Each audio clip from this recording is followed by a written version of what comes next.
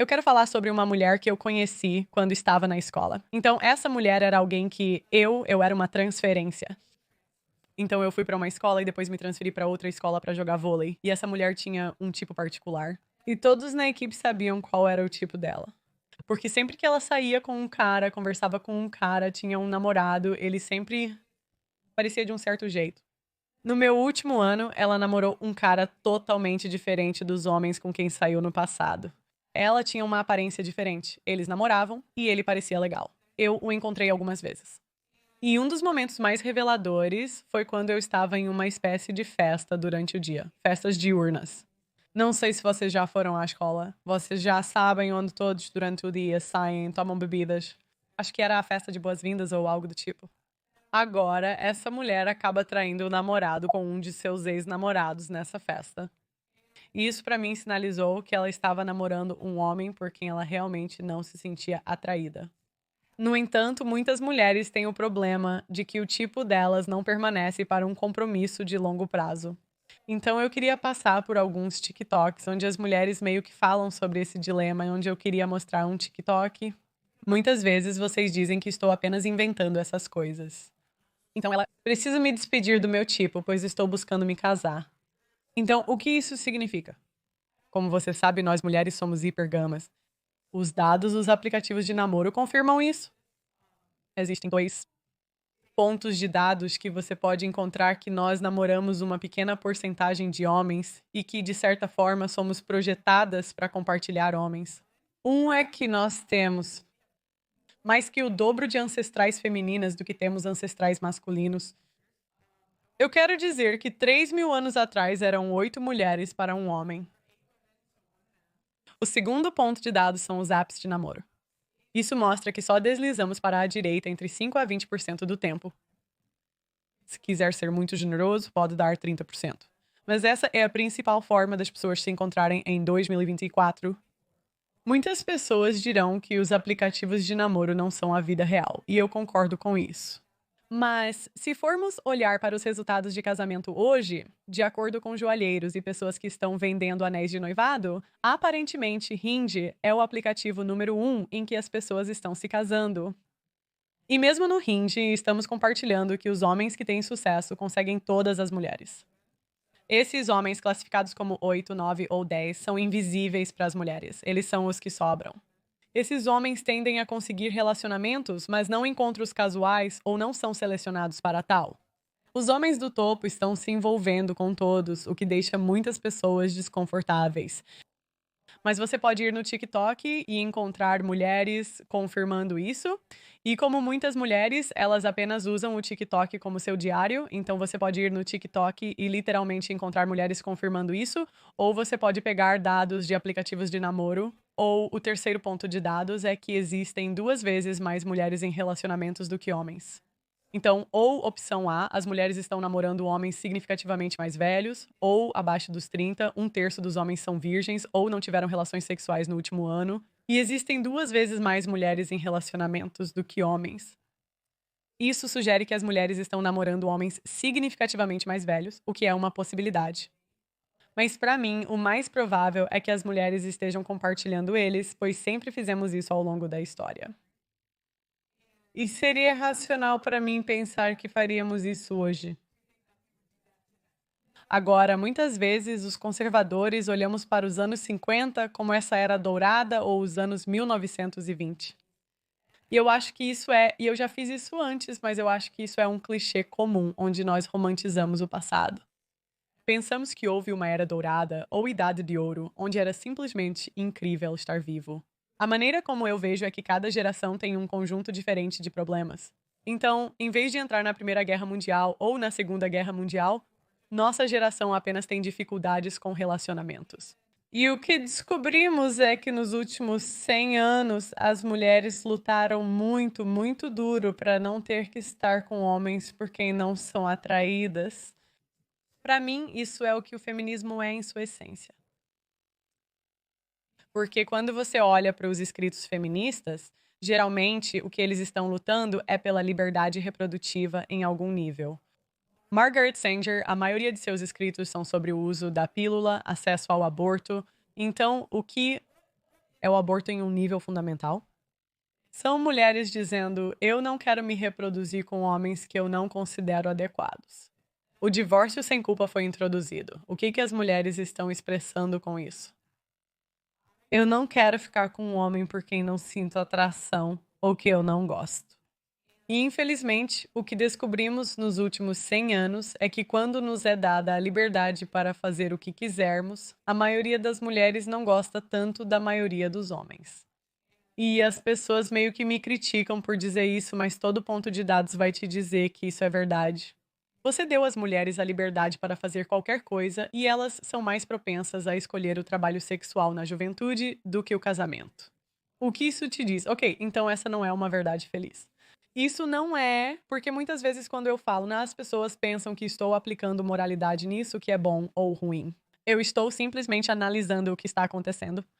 Então, quando ontem tivemos um debate no canal e tivemos um criador de conteúdo e uma mulher participando, e uma das coisas que eles falaram foi que muitos artistas de sedução, IPUAs, têm uma regra de 3 encontros, onde se uma mulher não dorme com um homem seguindo a regra dos 3 encontros, os homens são instruídos a seguir em frente. Eu ouvi o Myron dizer isso. Agora, por que isso antes de julgarmos e dizermos que isso é uma coisa terrível? Degeneração.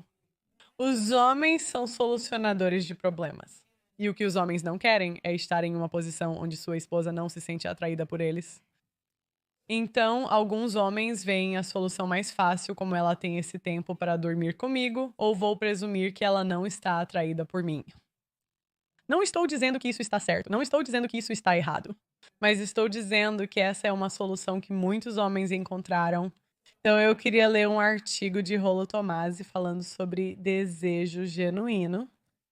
Quero falar sobre a dinâmica do desejo em um tópico disponível em interracialmail.com. Desejo não é negociável.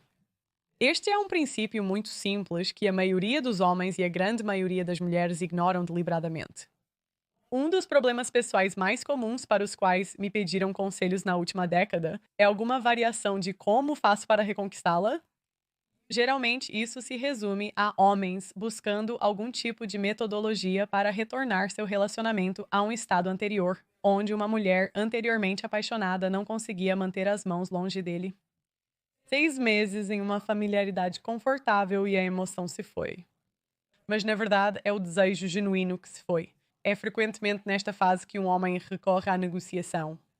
Às vezes isso pode ser tão sutil como ele progressivamente fazer coisas por ela, na esperança de que ela retribua com o mesmo fervor sexual que costumavam ter. Então, é aqui que você vê mulheres como Katy Perry naquele podcast dizendo que seu marido tem que fazer tarefas domésticas para conseguir fazer sexo com ela. Ela não está realmente atraída por ele. E então ele tem que negociar a atração. Em outros casos, um casal pode buscar terapia para solucionar problemas e negociar termos para a conformidade sexual da parceira. Ele prometerá lavar a louça e fazer mais uma carga de roupa em troca do interesse sexual fingido dela por ele. Porém, independentemente dos termos oferecidos ou do grande esforço externo que ele faz, digno de recompensa, o desejo genuíno por ela não está presente. Na verdade, ela se sente pior por não ter o desejo após tantos esforços para agradá-la. O desejo negociado apenas leva à conformidade obrigatória. É por isso que a resposta sexual dela pós-negociação é tão frequentemente sem brilho e a fonte de ainda mais frustração da parte dele. Ela pode estar mais sexualmente disponível para ele, mas a experiência sem entusiasmo nunca é a mesma quando eles se conheceram e não havia negociação, apenas desejo espontâneo um pelo outro do ponto de vista masculino e particularmente de um homem beta não iniciado. A negociação do desejo parece uma solução racional para o problema. Os homens tendem a confiar instintivamente no raciocínio dedutivo, também conhecido como uma sequência lógica de sim-então. O código é algo assim. Eu preciso de sexo, mais mulheres têm o sexo que eu quero, mais cure mulheres com sobre o seu. Pergunte às mulheres sobre suas condições para o sexo, mas atenda seus pré-requisitos para o sexo igual ao sexo que eu quero. Então, também quando os homens tentam se qualificar para as mulheres para suas listas, eles estão essencialmente, mesmo que as mulheres durmam com músicos falidos, personal trainers, homens que não têm nada juntos, certo? Ok. Então, faça sentido. É economia simples, mas construída sobre uma base que depende das autoavaliações precisas de uma mulher.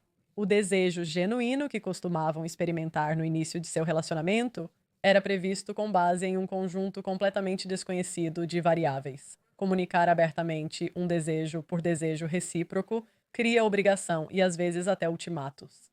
O desejo genuíno é algo que uma pessoa pode chegar ou ser levada por sua própria vontade. Você pode forçar uma mulher, sob ameaça, a se comportar de uma maneira desejada, mas não pode fazê-la querer se comportar dessa maneira. Uma prostituta vai te F por uma troca. Isso não significa que ela queira. Seja em um relacionamento de longo prazo ou em um caso de uma noite, busque um desejo genuíno em seus relacionamentos.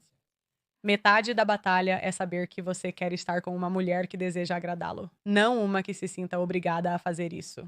Você nunca despertará esse desejo genuíno nela por meios explícitos, mas pode conduzi-la secretamente a esse desejo genuíno. O truque é provocar um desejo real e mantê-la ignorante sobre sua intenção de provocá-lo.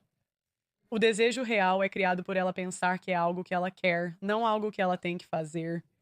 Então, eu acho que a frase mais importante aqui é que o desejo genuíno é quando as mulheres querem ouvir você ou querem agradar você. Não que elas sintam que têm que fazer isso. Agora, por que isso é importante? Porque há um debate acontecendo no Twitter agora mesmo. E a questão é, as mulheres sentem desejo genuíno por uma porcentagem muito pequena de homens. É raro. O que fazemos como sociedade daqui pra frente? As mulheres comprometem seu tipo e se casam com homens por quem não são atraídas? E como homem, você quer que uma mulher se case com você se ela não for atraída por você? A razão pela qual eu pergunto isso é porque, e ela esteve no programa, há uma mulher chamada Lori falando sobre como ela inicialmente não tinha um desejo genuíno pelo marido dela, mas eles persistiram e agora estão felizmente casados há anos. Então, deixe-me. Quando eu o conheci pela primeira vez, eu não vou te contar como você se estressa ou qualquer coisa, porque eu não quero constrangê-lo, mas eu não estava fisicamente atraída por ele, mas eu simplesmente não havia aquelas borboletas e as coisas que eu pensei que deveriam estar lá com um homem que eu supostamente estava apaixonada, e ele me disse como você gostaria de ser a senhora Alexander, e eu disse, claro, sabe, foi isso, sem anel, sem ele se ajoelhar, sem nada.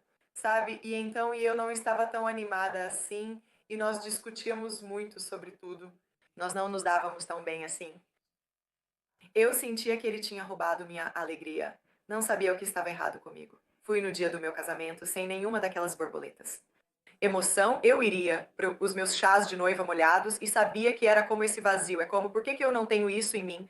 Eu não gosto disso. Eu quero ter borboletas e estar tão animada. Mas eu, sabe, discutimos que quando nos casássemos, divórcio nunca estaria no nosso vocabulário. Então nós nos casamos. Ah, os primeiros 20 anos foram difíceis, porque eu ainda era crítica. Então, agora que estou casada há quase 44 anos, posso dizer a vocês, mulheres, que o amor não é uma emoção. E isso é uma base realmente instável e incerta para construir seu casamento. Mulheres, lembrem-se, mesmo que tenham perdido as borboletas, emoções e sentimentos pelo marido, isso não significa que não é amor.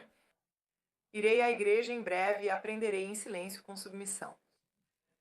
Ok. Então eu ouvi isso e não ouço nada que seja inerentemente errado, certo? Nós não queremos divórcio. O divórcio é ruim para as crianças. A maioria dos homens ou mulheres não consegue se casar com homens por quem são atraídos. Não há o suficiente para todos. Quando olhamos para quem as mulheres escolhem para o sexo, simplesmente não há o suficiente. Então a pergunta é para os homens: vocês ficariam felizes com esse tipo de casamento? Alguns homens podem dizer sim, outros não.